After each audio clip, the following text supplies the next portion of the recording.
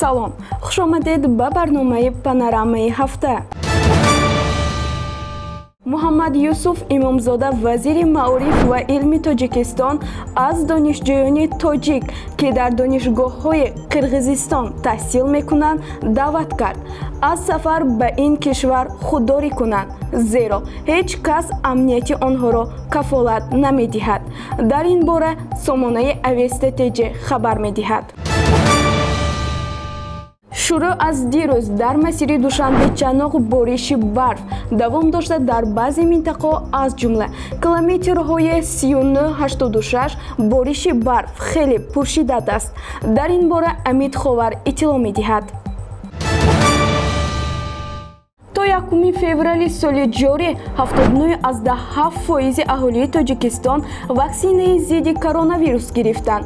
Дар ин бора сомонаи Азия Плюс бо истинод ба Вазорати тандурустии ҷумҳурӣ хабар медиҳад. дар ҳоле ки дар бархе аз минтақаҳои Русия камбудии шадиди муҳоҷирон мушоҳида мешавад, дар вилояти Новосибирск таи 1 сол вуруди шаҳрвандон аз Осиёи марказӣ 10 баробар афзоиш ёфтааст. Дар ин бора сомонаи Спутник Тоҷикистон иттилоъ медиҳад.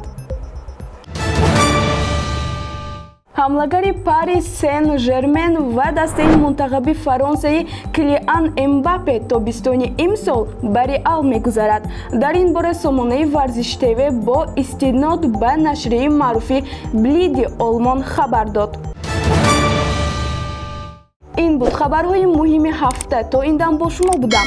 Ман Мафна Гадойбоева. То хабарҳои навбатӣ хайр, шоду масрур бимонед.